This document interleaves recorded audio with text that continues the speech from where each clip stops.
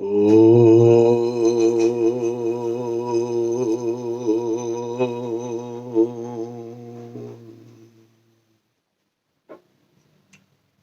ओम।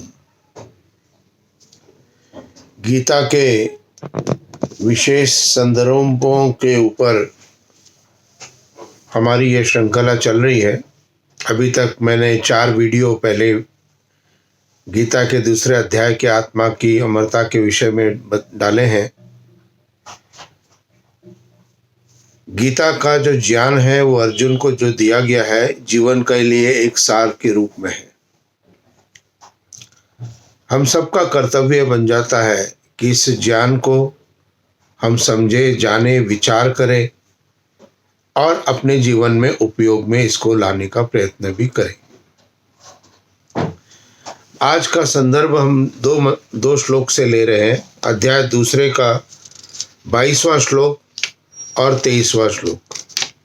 तो 2 श्लोक आज जो है समझेंगे, विचार करेंगे। 22वां जो श्लोक है वो श्लोक है, वासांसि जीर्णानि यथा विहाय नवानि गृणाति नरो अपराणि तथा शरीरानि विहाय जीर्णान् अन्यानि संयाति नवानि देहि। अब जहाँ तक जन्म और मृत्यु के विषय में जब हम चिंतन करते हैं तो हम सब ये कहते हैं कि शरीर का नाश होता है और आत्मा अमर है। इनके संदर्भ मेरे पीछे के वीडियो में भी आपको प्राप्त हो चुके हैं। अब आज एक प्रश्न सबके मन में उठ सकता है कि जब जन्म और मृत्यु शरीर की होती है तो आत्मा को एक नया शरीर भी तो प्राप्त होता है। तो लेकिन मृत्यु को परमात्मा ने क्यों बनाया? शरीर के मृत्यु होगी ऐसा क्यों बनाया गया है? तो जहां पर महाभारत के प्रसंग में युद्ध की भूमि के ऊपर सभी खड़े थे, वहां के ही उपदेश गीता के हैं।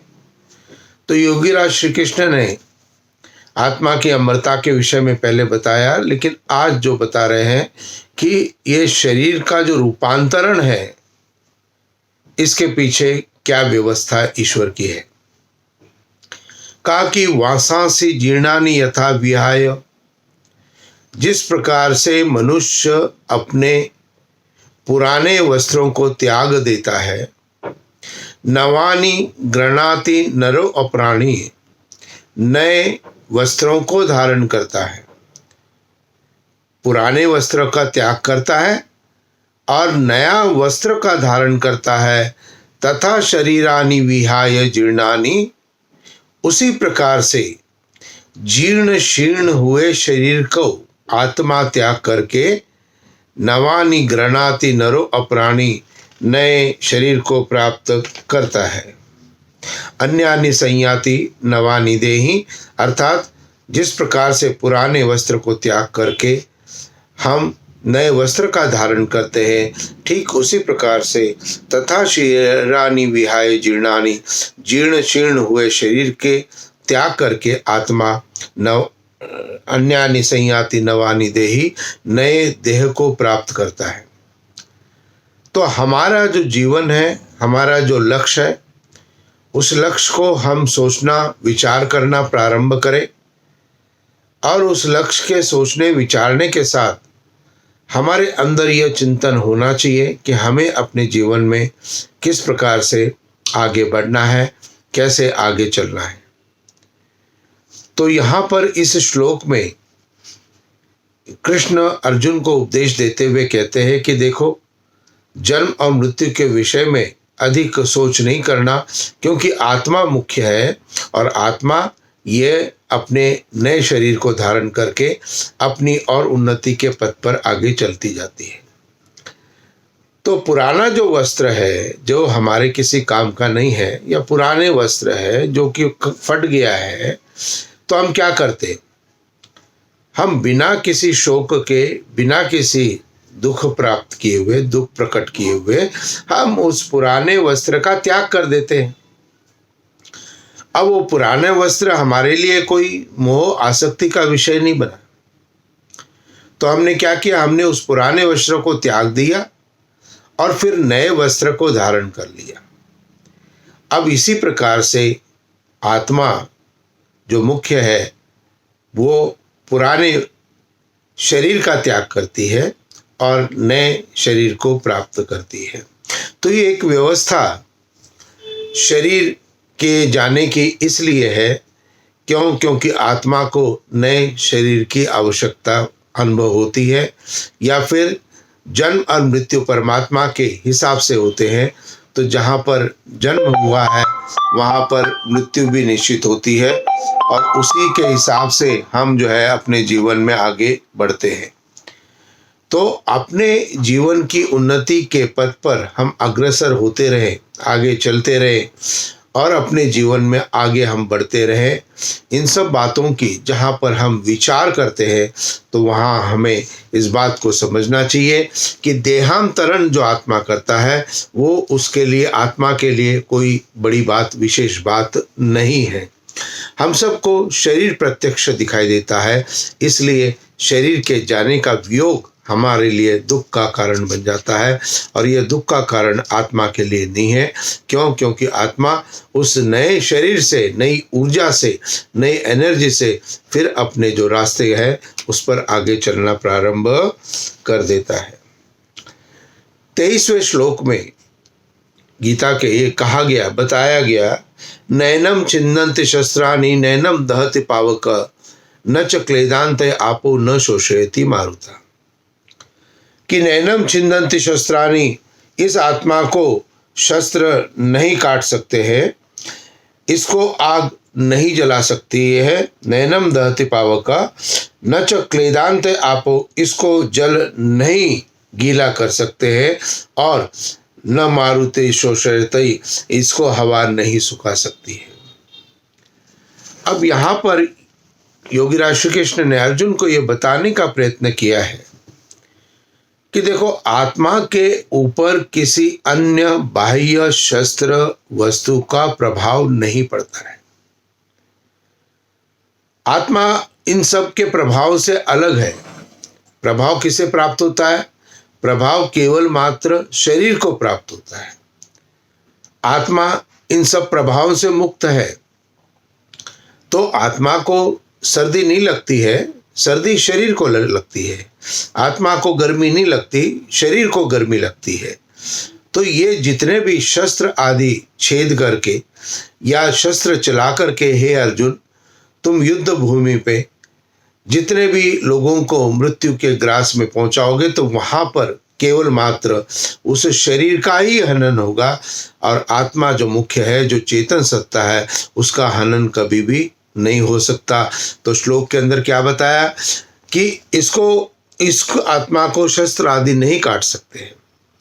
तुम सोच रहे हो तुम्हारे शस्त्र से कोई कट जाएगी आत्मा, तो आत्मा नहीं कटेगा, क्योंकि वो इस काट से अलग है।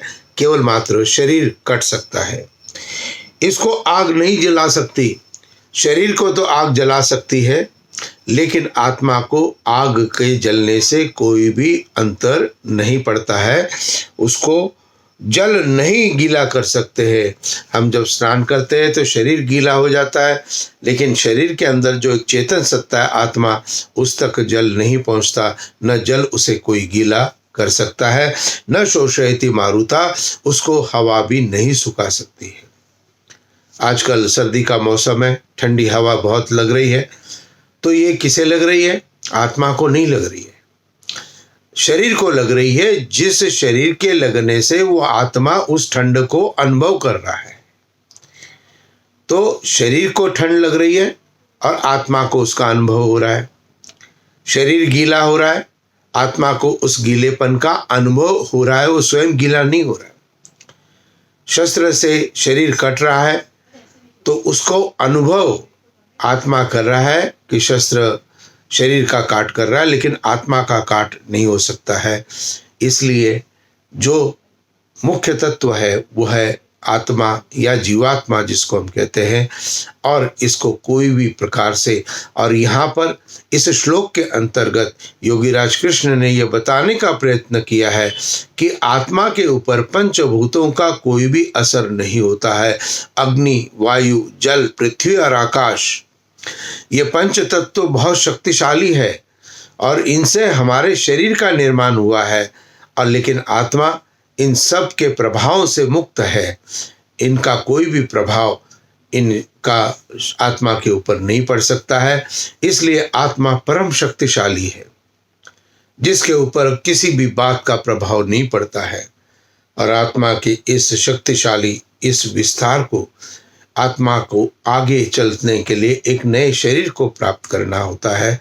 क्योंकि पुराना जीर्ण शीर्ण शरीर हुआ या आयु पूर्णतः उस व्यवस्था को, उस जगह की भोगने के पश्चात उसको अगला जो स्थान है, अगला जो शरीर है जो पूर्णतः स्वस्थ होगा, बाल्यावस्था से वो आत्मा फिर अपने नए पथ को प्रारंभ करेगी।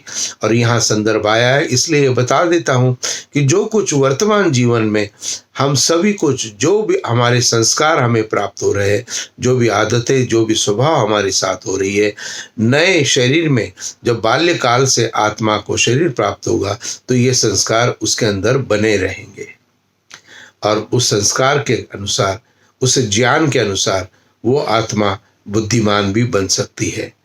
उन अच्छे संस्कारों से उस बालक के अंदर अच्छे संस्कारों को हमें दिखाई दे सकते हैं। तो यहाँ पर चिंतन करना है कि इन सभी बातों को, जहाँ पर भी आत्मा की उन्नति आगे बढ़ती है, ये कभी भी नष्टता को प्राप्त नहीं होती है। इसलिए इस गीता के, जो कि एक ज्ञान का, जो कि हमारे लिए संदर्भ प्रदान करता है, क्योंकि मृत्यु से भयभीत बहुत लोग होते हैं, मृत्यु को आगे रख कर के चलने वाले लोग बहुत कम होते हैं। योगी पुरुष, विद्वान पुरुष हमेशा मृत्यु को आगे रख कर के चलते हैं। उन्हें पता होता है कि एक न एक दिन इस शरीर को त्याग कर आत्मा नए शरीर को प्राप्त करेगी। इसलिए वो प्रारंभ से ही इसके अच्छे कर्मों की तरफ अपने आप को प्रवृत्त करते हैं।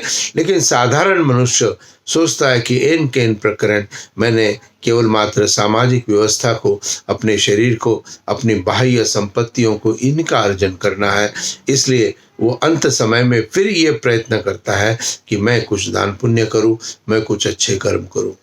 तो इन सभी का संदर्भ हमें ये ज्ञान प्राप्त कराता है कि आत्मा की उन्नति का निरंतर हम प्रयास करें, और यह आत्मा शरीर टू शरीर प्राप्त होती रहेगी, आगे बढ़ती रहेगी।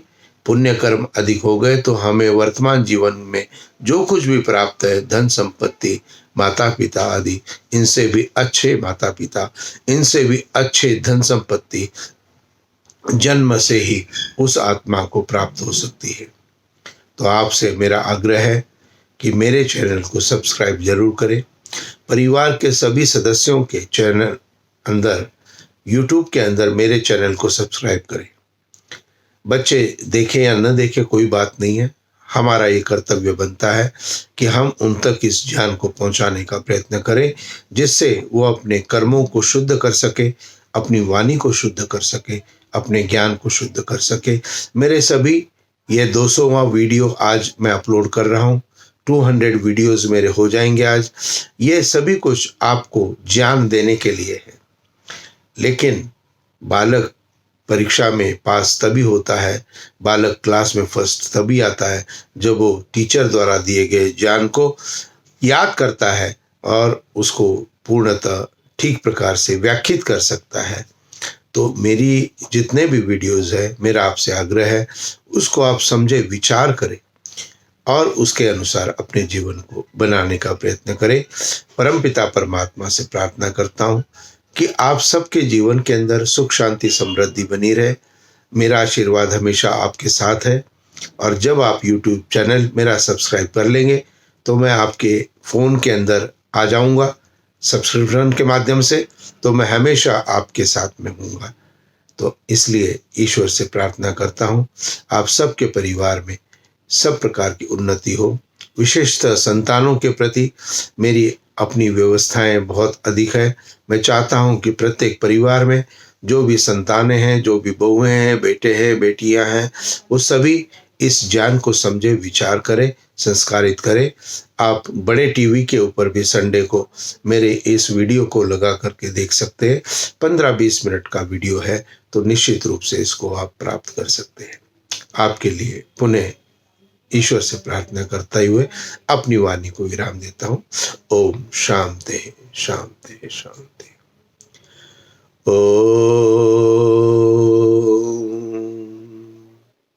शांति शांति शांति।